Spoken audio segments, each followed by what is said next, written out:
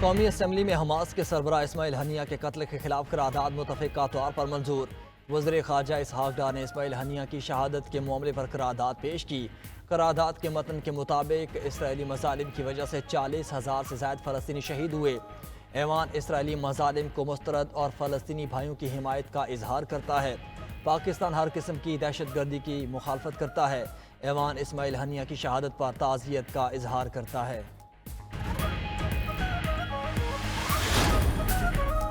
اسماعیل ہنیہ کی شہادت پاکستان میں آج یوم سوگ منایا جا رہا ہے۔ نماز جمعہ کے بعد پورے ملک میں اسماعیل ہنیہ کی غائبانہ نماز جنازہ ادا کی جائے گی۔ وزیر اعظم شہباز شریف نے وفاقی کابینہ اور قومی اسمبلی میں اظہار خیال کرتے ہوئے کہا، اسماعیل ہنیہ کو تہران میں شہید کر دیا گیا۔ اسماعیل ہنیہ کی شہادت صفاقی کا بدترین واقعہ ہے۔ فلسطین میں بدترین تباہی ہو رہی ہے۔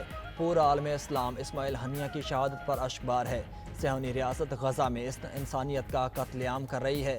خواتین، بچوں سمیت 40,000 فلسطینیوں کو شہید کیا جا چکا۔ فلسطین کی بستیاں قبرستان بن چکی۔ فلسطینی آسمان کی طرف دیکھ رہے ہیں کہ یہ ظلم کی رات کب ختم ہوگی۔ اپنے فلسطینی بھائیوں سے بھرپور اظہار یکجہتی کرتے ہیں۔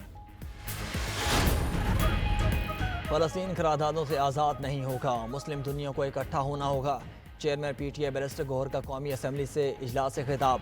کہتے ہیں موجودہ حکومت کے دور میں OIC کا ایک اجلاس بھی نہیں ہوا۔ اپنوں کو جوڑ نہیں سکتے تو اسرائیل کے خلاف کیا بلاک بنائیں گے؟ چاہتے ہیں پارلیمان مضبوط ہو، یہاں بات نہ کریں تو کہاں کریں؟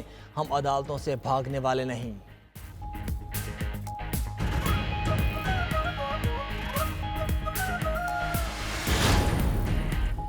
حماس سربراہ شہید اسماعیل ہنیہ کی تدفین آج دوحہ میں کی جائے گی۔ امام محمد عبدالوہاب جامع مسجد میں نماز جنازہ کی تیاریاں۔ نماز جمعہ کے بعد نماز جنازہ ادا کی جائے گی۔ اسماعیل ہنیہ کا جسد خاکی دوحہ میں رہائش گاہ پہنچا دیا گیا۔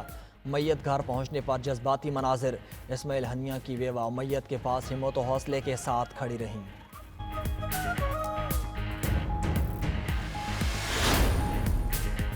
اسماعیل ہنیہ کی شہادت کا بدلہ ضرور لیا جائے گا۔ ایرانی فوج کے chief of staff major general Mohammad Hossein Bagheri نے واضح کر دیا۔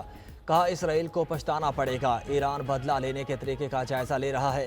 حماس سربراہ اسماعیل ہنیہ کے قتل کے بعد اسرائیل میں ہائی الرٹ۔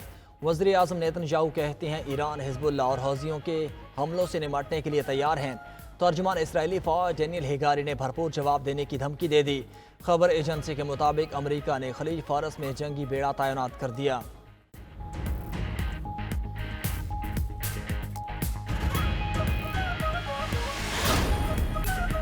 9 مئی عسکری ٹاور حملہ اور تھانہ شادمان جلاؤ گھراؤ کا کیس۔ لاہور کی انسداد دہشت گردی عدالت نے عمر ایوب سمیت دیگر کی عبوری ضمانت میں 10 اگست تک توسیع کر دی۔ اپوزیشن لیڈر قومی اسمبلی عمر ایوب نے کہا کہ تمام کیسز بوگس ہیں۔ پی ٹی آئی کی خواتین کو جھوٹے کیسز میں شامل تفتیش کیا جا رہا ہے۔ چیف جسٹس اسلام آباد ہائی کورٹ کو بانی پی ٹی آئی کا کیس نہیں سننا چاہیے۔ عمر ایوب کی صدر مملکت آصف علی زرداری اور وزیر اعلیٰ سندھ پر بھی تنقید۔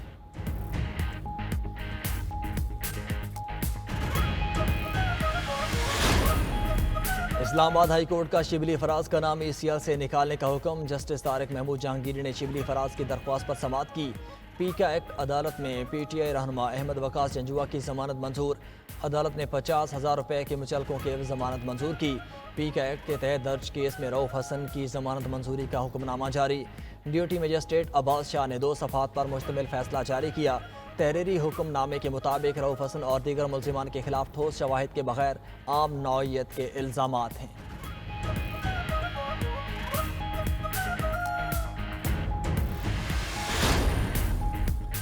وزیر اطلاعات پنجاب عظمت بخاری کی فیک ویڈیو کے خلاف درخواست پر سماعت۔ FIA کی تفتیشی ٹیم رپورٹ سمیت لاہور ہائی کورٹ میں پیش۔ عدالت نے FIA سے استفسار کرتے ہوئے کہا کہ آپ ایکس سے کیسے رابطہ کرتے ہیں، کس قانون کے تحت ایکس کو کام کرنے کی اجازت دیتے ہیں؟ میرے علم میں ایسی کوئی بات نہیں۔ FIA افسر کا جواب۔ Chief justice Lahore high court نے ریمارکس دیے کہ حیرت ہے، آپ کو پتہ ہی نہیں؟ دنیا بھر میں سروس فراہم کرنے والوں کے لیے ضوابط ہیں، یہاں نہیں۔ FIA کو آئندہ سماعت پر تمام دستاویزات کے ساتھ پیش ہونے کی ہدایت۔ عظمت بخاری نے میڈیا سے گفتگو کرتے ہوئے کہا، سوشل میڈیا اکاؤنٹس کے ذریعے ڈیجیٹل دہشت گردی ہو رہی ہے۔ سوشل میڈیا اکاؤنٹس کو شتر بے مہار کی طرح نہیں چھوڑ سکتے۔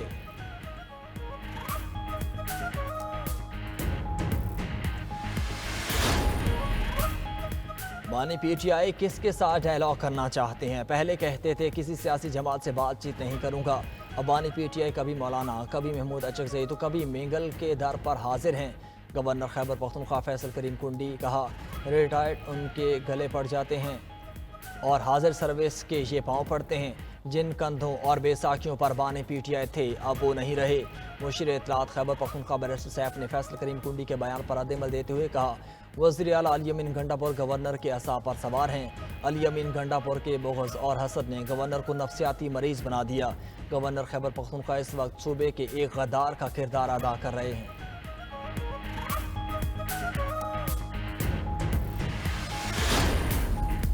ٹیکسز کے خلاف لاہور کی اکبری منڈی کے تاجروں کی ہڑتال کا آج آخری روز۔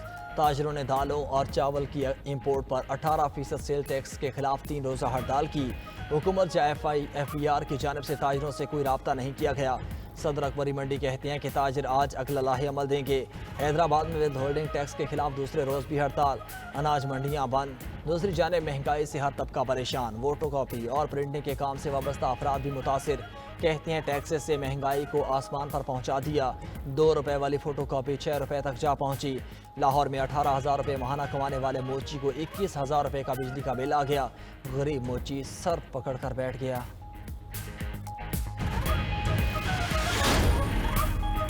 موسلادھار بارش، بلوچستان کے علاقے بولان میں سیلابی صورتحال پیدا، ندی نالوں میں طوفانی، نشیبی علاقے سے ریاب، بارش کا پانی گھروں میں داخل، ندی ناڑی میں درمیانے درجے کا سیلاب، چترال میں بھی شدید بارشوں سے تباہی، یرخون ویلی کا مستور سے رابطہ منقطع، ارسون اور کیلاش میں بھی سیلاب کی صورتحال، نقصانات ہونے لگے، فصلیں، دکانیں اور کئی مکانات سیلاب میں بہہ گئے۔